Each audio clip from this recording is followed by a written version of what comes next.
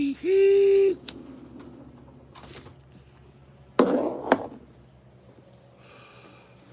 sit on one of these chairs.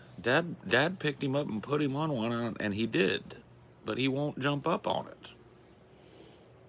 You could sit right there in that chair, D. Yeah. They're nice chairs. Comfy chairs. Why don't you get up in a chair?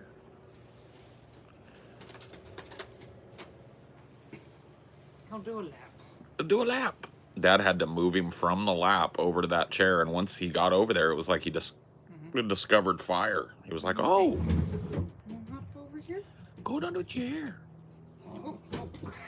Too excited. How's the weather in the woods? Pretty good today. It's actually nice. It's overcast. I might want to close the window, depending on how cold it is. Yeah. Yeah, it's gonna be not much over 60 for the next week, so we should probably close the windows. Keep them open during the day, maybe. Yeah. And then close them up at night. So we're not blowing hot air just outside. Yep. Yep. The man of the woods.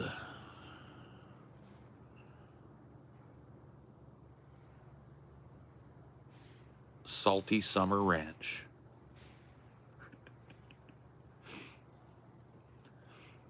Hey, sir.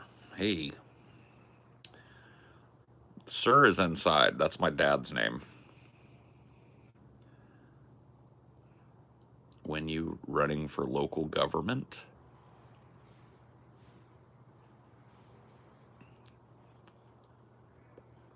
Oh, it's legal to own a capybara in the state. Ave Maria.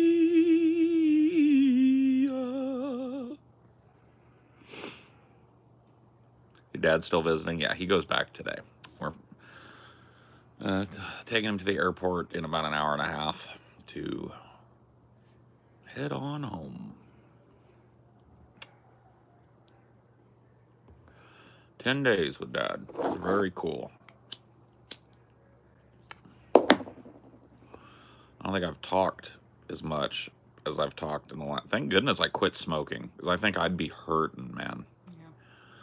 Yeah. If I was still smoking, I think my voice would be shredded. How do you earn a living in the forest? Well, from time to time, someone will bring a body for me to prospect in. I've taken this one's teeth. I will entertain an offer on the rest of him.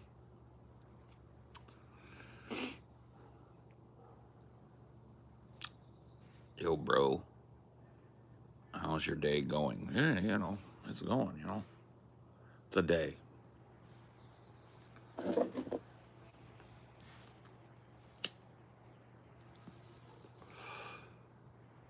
Tell him it was a blast on your streams and Deep Fat Fridays. Welcome back anytime in my book. I'll tell him. I think he gets it. He's my dad's tech savvy.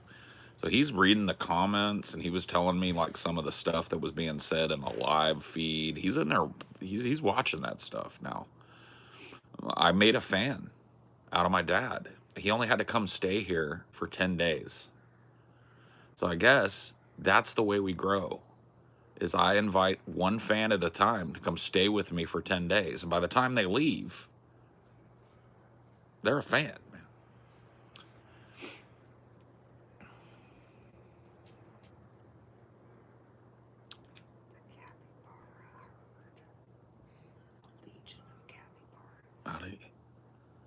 I didn't even,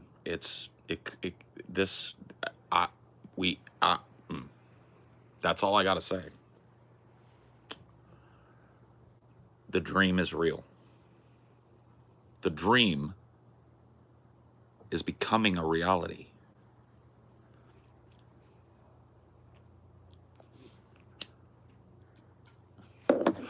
Are there more viewers than likes? Because, you know, most people don't really like what's going on.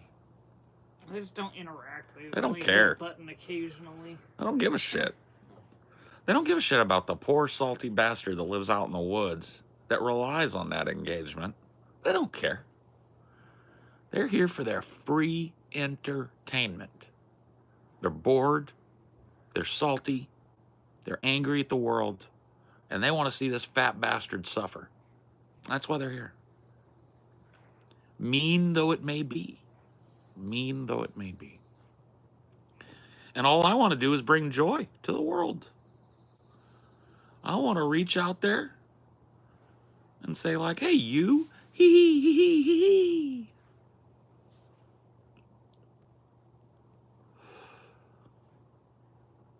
Am I going to pass that? Sorry. I'm bogarting. My bad. There you go. Sending love and peace. Yeah, see, that's what I'm talking about. Get a haircut. See, that's a mean one.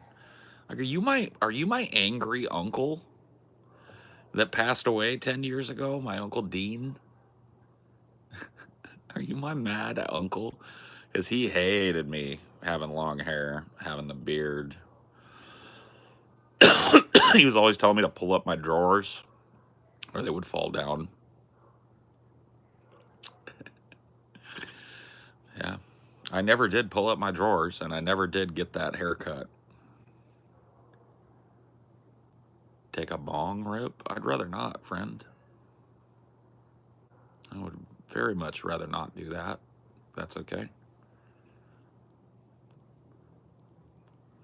Was it mean or just constructive criticism? A little of both. Yeah, I think he didn't want me tripping with, my baggy ass, saggy ass pants in the 90s fell down. But ultimately, I think he just hated seeing me rocking the fashion of the day. He wanted me to be straight laced, buttoned up, tucked in, belt around the waist, stand up straight, clean cut, close shave. He wanted me to be like I was reporting for basic training or some shit, all the time though. Because I guess that in his generation, that's what a good that was the sign of a promising young man. Clean cut, well spoken, pulls his pants up.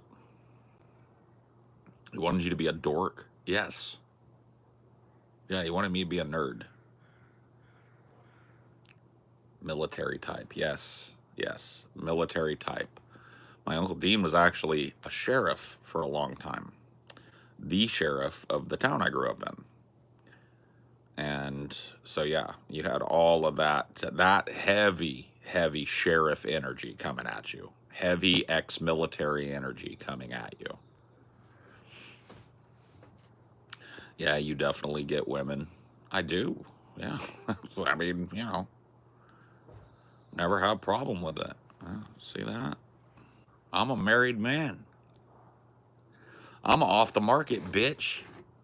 You can't have me. Sheriff Dean Parkey, no. No, he was not a real uncle of mine. It was a peculiarity of my family because my dad was a union president, my mom was a laborer at that factory and a union member, that I had a huge union family. And when I was a kid, I didn't know any different. I thought that they were my uncles and my aunts. That's what I called them. I still call them that to this day. And I really don't consider there being much different. To me, an uncle or an aunt is a kind of a tertiary family member that's around and influences you. And if that's what an uncle and an aunt is, I had about 15 of them.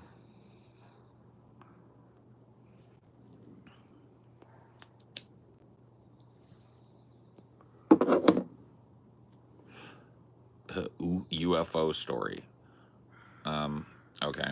Yeah, well, I don't really want to tell the whole ass story again, Mara. But I have a UFO story, I do. I was abducted. No joke. If only briefly abducted. Can you shout me out? I lost my account? No. I've had uncles that aren't blood relatives. Yeah, uncles, yeah. Yeah, it was like that. It was uncles and aunts. I don't know by who. Aliens, bro? Like, I don't know. Nobody believes when I tell it. And I don't blame them. If it hadn't happened to me, I wouldn't believe. You know? You believe in aliens? Fuck yeah, I do. Don't you?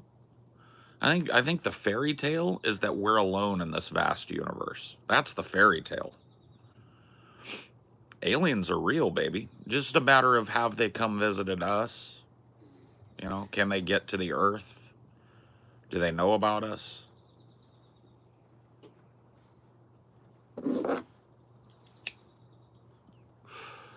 100% believe you world is so much stranger than people know.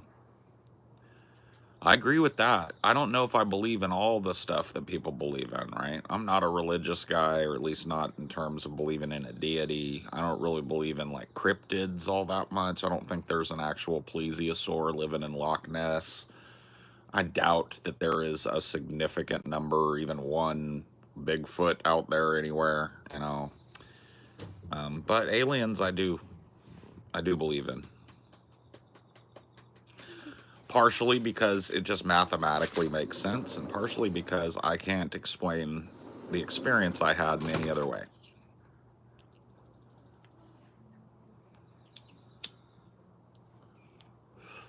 So that's what it ends up being. Aliens exist, but they ain't ever come here. I could get that, yeah. I could wrap my head around that.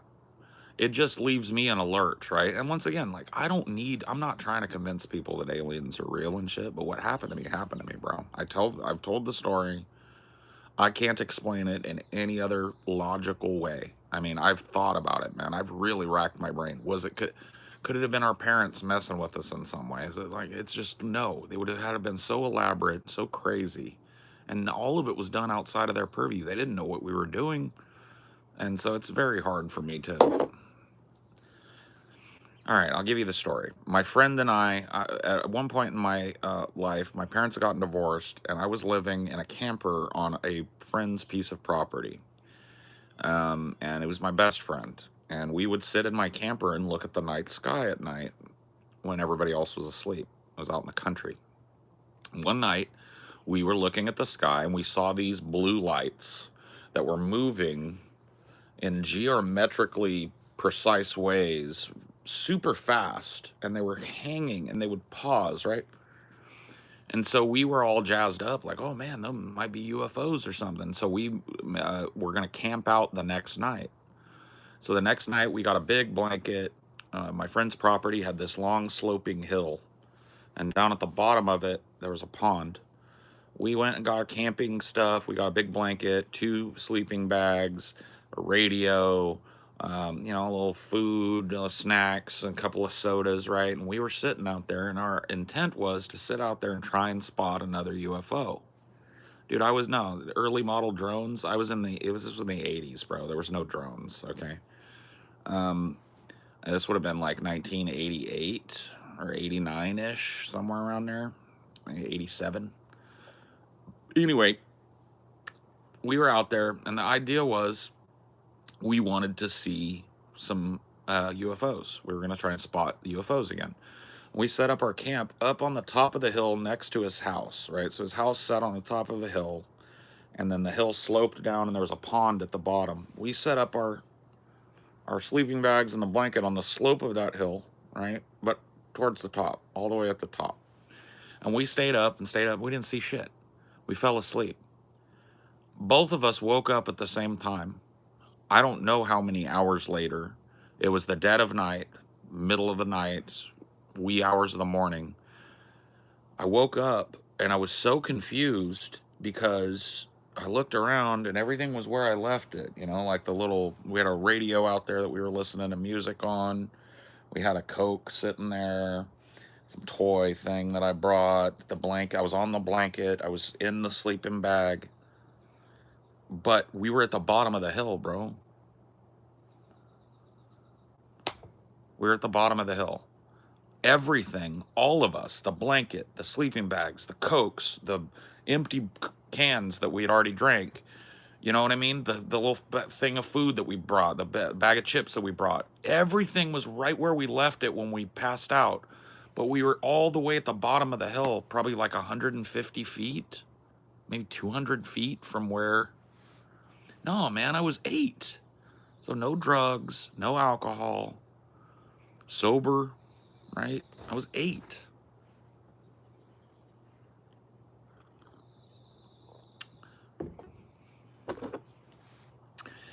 We were spooked. We got up. We heard something down by the pond. Now, in this area, there were geese and stuff. And this one I've maybe explained away. Maybe it was some sort of waterfowl, but we heard something near the edge of the pond. We had little flashlights. We walked over there, and I shone the light on a certain like batch of reeds and crabgrass at the edge of the pond, and something lit out across the pond. It made a screeching noise, and it went so fast that it left a wake on the pond. You know what I mean? When something fast goes over water, you know, it kicks a wake. So that is like, and that's 100% my memory, right? And you have to know that as time goes on, you know, memory, the farther back a memory is, the more likely that, you know, you're not remembering it exactly, right? But I've been telling that story just that way for 30 or 40 years now, you know? Nobody ever believes it. Everybody just kind of goes, oh, that's weird, you know, and you know they're thinking like, hey, he's bullshitting. It's like, all right, well, could be a crackhead.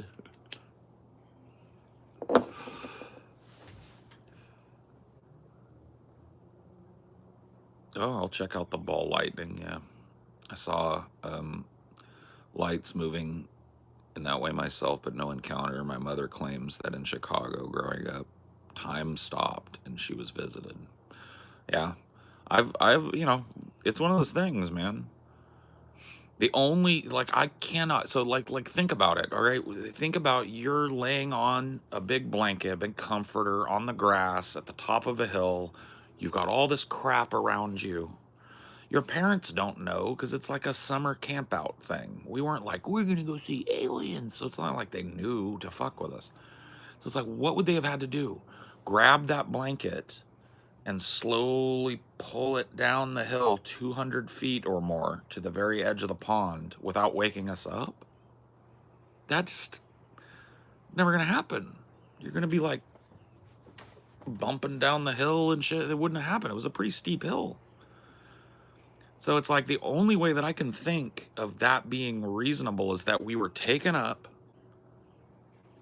and then put down in not the precise same spot, but everything was taken up at once. It's the only way it makes sense to me. Other than that, it would have to be like a team of people who were trying to punk us, right? Which this is like 88 and our parents were fucking working their ass. There was no punked, you know? So it's like, that's the only explanation that I can come up with, is that our parents coordinated some huge effort to do this to us and never tell us about it, right? Because my dad's right in there. He's visiting me. He would tell me, I think, if he had pulled something like that on me. He wouldn't, you know what I mean? And it's like, well, absent that, I wouldn't even know how he would have gotten it done, right? It would have taken more than one person. It just doesn't make sense.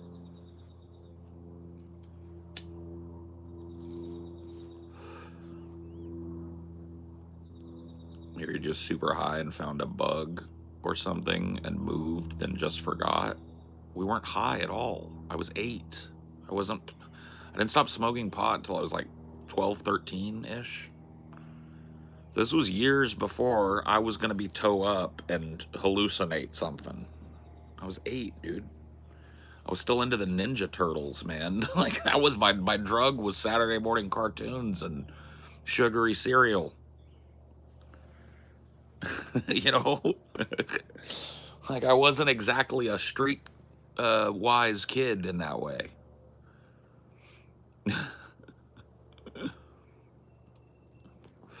Sugar high? I mean, a sugar high levitated us from the top of the hill to the bottom of the hill. See? I'm not going to argue with people. Like I said, I got used to, long time ago, people not believing me about it. But I tell the story sincerely. That's what happened. You come up with something that could have gotten us from the top of that hill to the bottom of the hill without waking us up, and without moving any of the shit we had with us. Everything was in the same spot, just 200 feet at the bottom of a hill, almost right on the edge of a pond. Like if we'd been 6 inches closer to the pond, my feet would have been in the water when I woke up.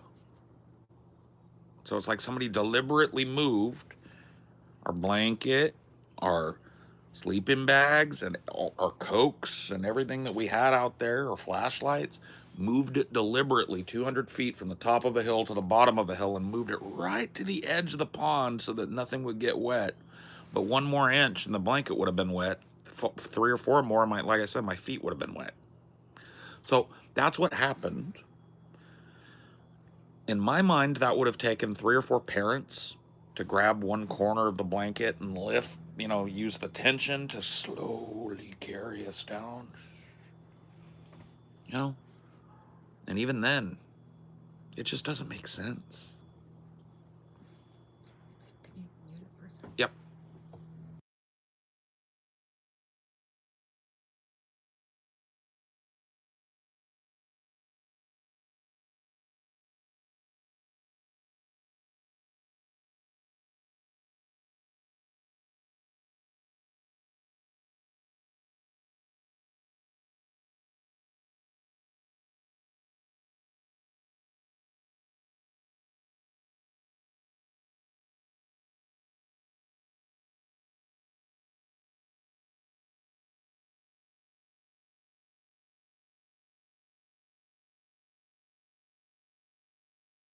Bloop.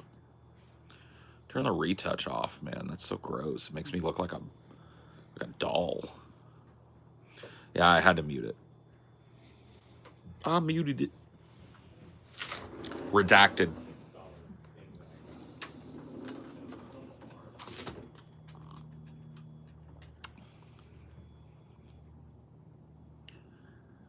It's muted because his girlfriend or wife doesn't want to be heard. Yeah.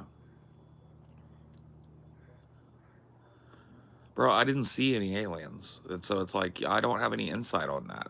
I don't even know, like I said, I saw blue lights in the sky that moved at odd geometric angles and seemed to move really fast. That was the night before. The next night, all we saw was planes. We saw a few little lights moving in the sky, but we were smart enough. We knew that, military and commercial planes have blinking lights on them. And every time we saw something move up there, we saw blinking lights. So we didn't see shit that night. It was just the experience happened that night.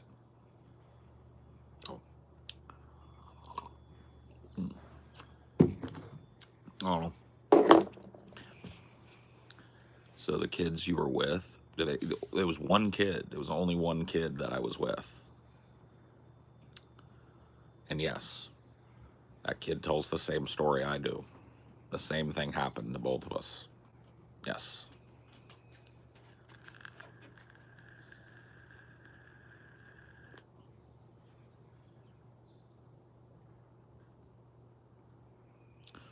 Talking plasma? I don't know. Like, once again, this would have been 1988, bro.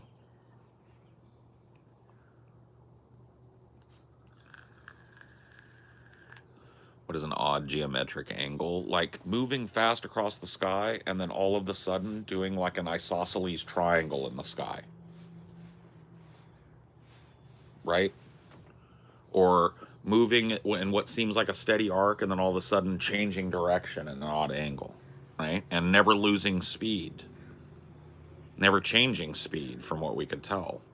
Right? That's what we saw the night before. And the lights were blue.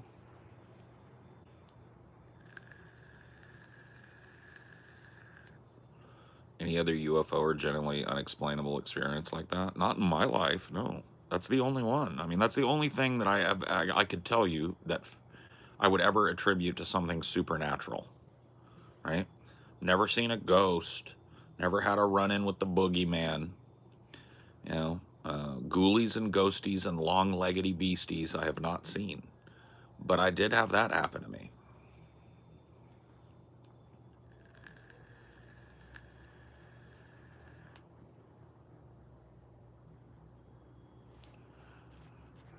I saw a werewolf in the redwoods as a kid, or the world's meanest dog. The thing had fangs.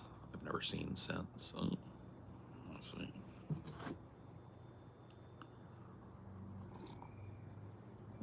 You tell me, man. I don't know. That's the story. No embellishment, no bullshit. That's what happened. Those are the sequence of events as I remember them.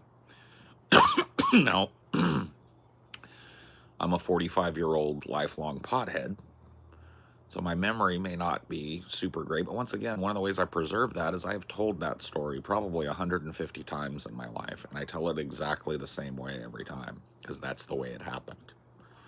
There's one way it went down, and that's the way it went down.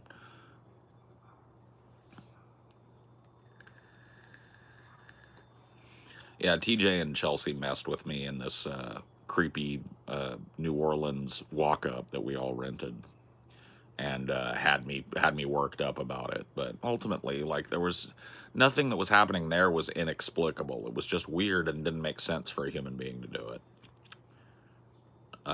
You know, this is different. This, I can't even explain how it would have been done if it was a trick, and it would have had to have been a trick. There's no other way.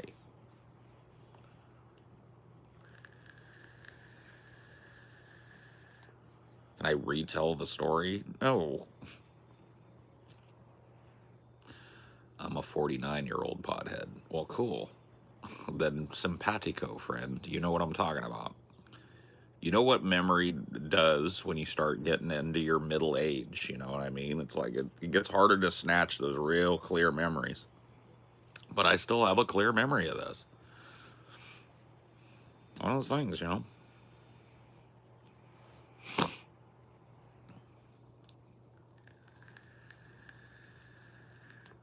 you have kids? Nope. No kids. Cannabinoid hypermesis. Yes, I've heard of it. Yeah. Happens a lot to people that use concentrates. I'm sure it can happen to people who smoke, but I smoke flower and only, right? And the cases of hypermesis that I've heard about, I think all of them happened with super high hyperemesis or whatever. Yeah.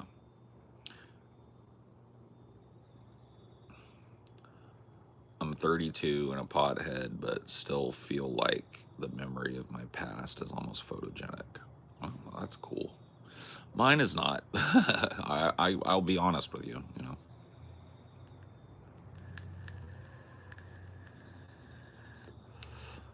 Yeah, I like outdoorsy folk music.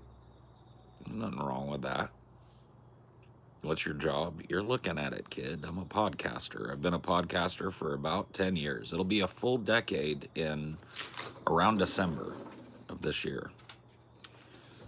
Will be my 10-year anniversary as a content creator, podcaster, whatever you want to call it.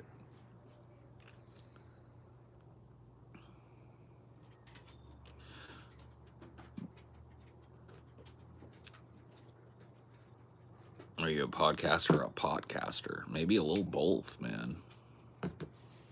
Who's that behind you in the tree? That's Frank the Tree Goblin. Don't worry about him. He pays his rent. Pops is still here, but we're taking him home today. Here pretty soon. Kind of sad to see the old man go. I had fun with him. No, it was fun having him around. He and I are cut from the same cloth. We kind of have the same proclivities, and so it was actually kind of like, once again, I was talking about it a few days ago when we still had a lot of time together, and I was like, man, it is going to take me, I think, some time to process this. This is like a big, giant chunk of father-son bonding that never happened, you know what I mean? And maybe with other people it would have happened over the course of 10 years, but with me and my dad, it was like a floodgate. We just talked for 10 straight days, you know? Maybe here towards the end, we've kind of slowed down a little bit and gotten ourselves wagged out. But even then, man, we were up last night yakking and yakking and yakking until I couldn't take it no more. You know, it's been nice. It's been really cool.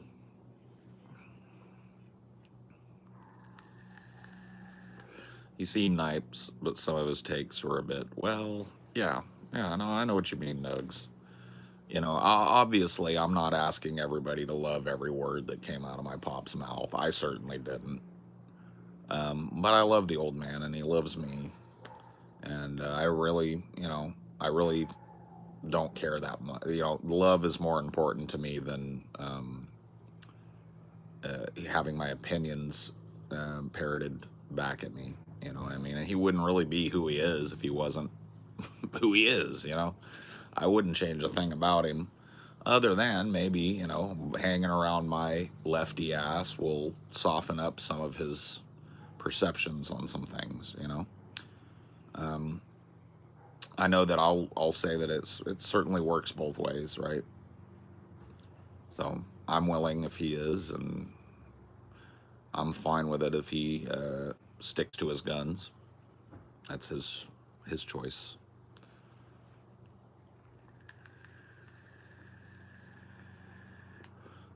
He's definitely a boomer, but he's got a better head than most folks his age. I was telling him that the other day. I wasn't trying to toot his horn, but I was like, Daddy, there are people in our family that aren't as old as you, and it's kind of noticeable that they've lost a step or two or three. You know, People that are 2, 3, 4 years younger than you in our family already noticeably slowing down mentally a little. A little harder for them. I was like, maybe it's because we haven't been around each other for a long time. And I said, I don't really notice that in you. He's quick and lucid. He doesn't get lost mid-sentence. He doesn't, a lot of the things I notice in some of my other elder relatives. And so he's doing really good, man. He's got a good head on his shoulders, and he's a smart guy. He's fun to talk to. And I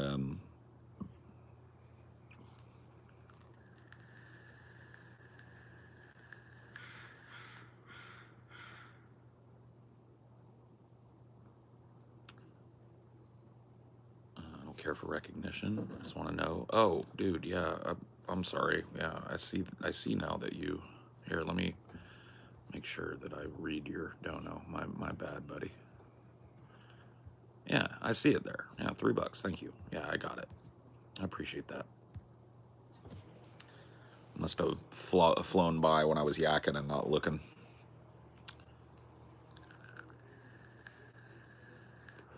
You live in a place I wish I was living at because I want to be alone. Well, I'm not alone here. I have my family here, My wife and my dad are both here, my little dog. And people come visit us, and we go visit other people. I'm not alone. But I can be relatively peacefully alone where I'm at. What is your age, my good man? Sometimes talk about the Tao, Paul. Does it mean the way? And also, does the Tao speak on our emotions or feelings at all? Oh, absolutely, yeah. Yeah, and the Tao Te Ching roughly translates to the Book of the Way.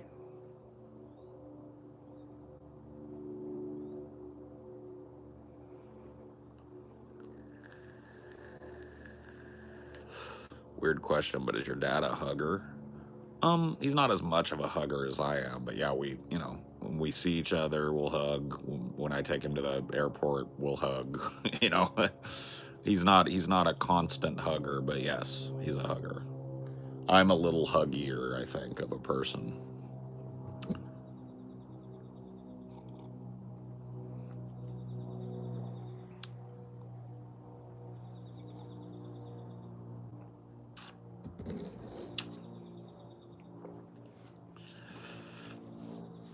My dad is a firm handshake type. Yeah, he's got a firm handshake. He taught me to have a firm handshake as well. He's got a business handshake.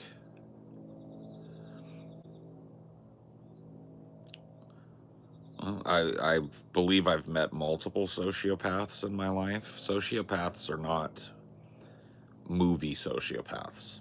Most sociopaths live normal, productive lives and aren't predatory and aren't. Sociopathy is an inability to empathize with other humans. Empathy is a human trait that helps to foster good relations between members of our species.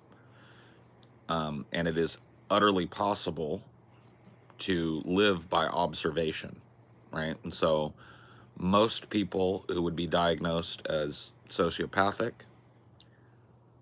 live their lives according to how they see other people living them, right? And so they have no drive to be kind, but they see when other people are kind and they emulate that, right? And so that is, and there are many of these people completely undiagnosed their whole lives.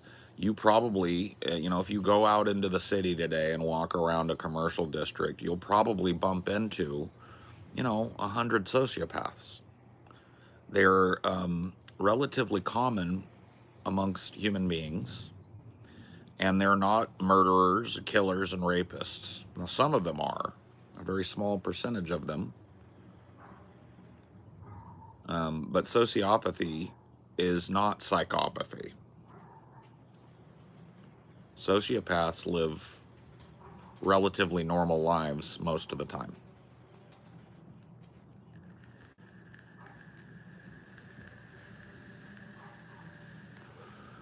And in fact, many of them find their ways to positions of power and authority. It makes them extra capable of making cold, hard, logical decisions in the face of emotional pushback.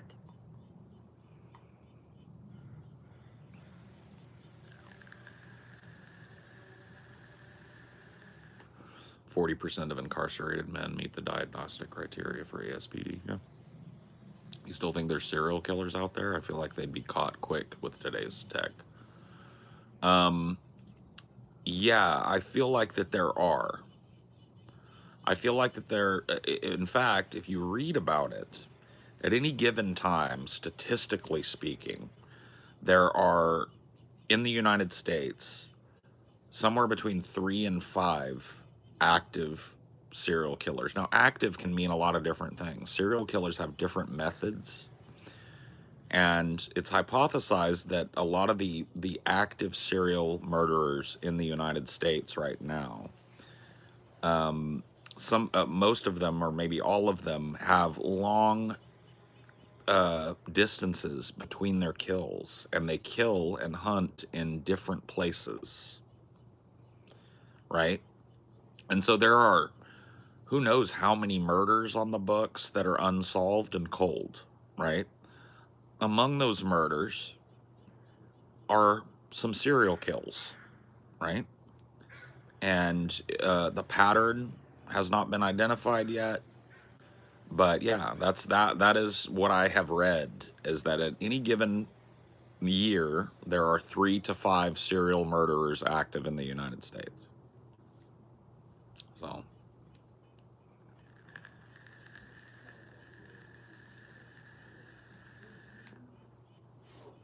yeah.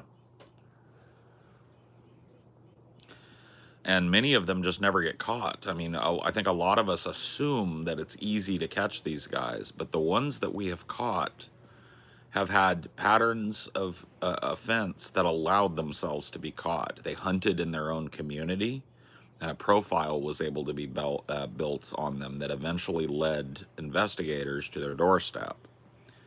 But that's not all serial killers. Some serial killers kill once every 5 years, right? They plan it and plan it and plan it.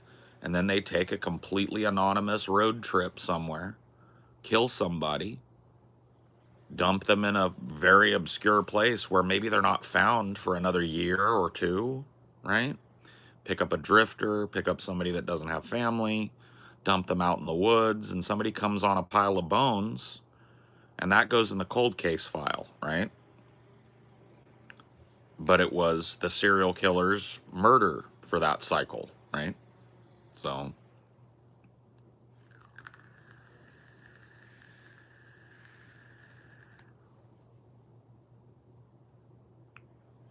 you sound like you've thought about this for a while. Oh yeah, I've done it. I mean,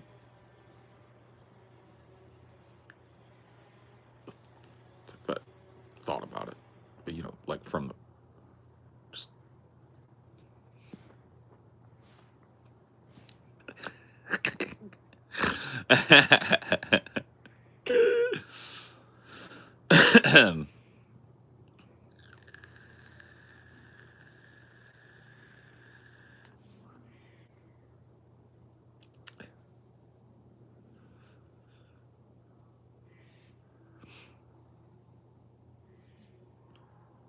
Who's the guy that had a hotel at Kill Rooms? Is that Albert Fish? I can't remember all the names. Oh, in the 1800s, yeah. Oh, yeah. What was his name? I know who you're talking about. Fuck. What is his name? Someone with an M. H. Holmes. Yeah. That was it. H. Holmes.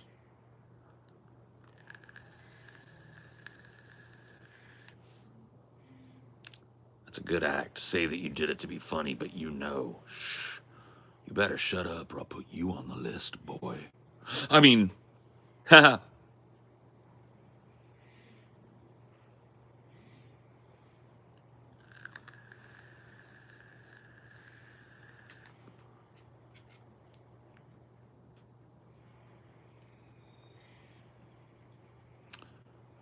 Yeah, free Palestine. Let's do it. Free Palestine. Free Palestine. Free Palestine. Free Palestine. You think John X is still active? We don't talk about him.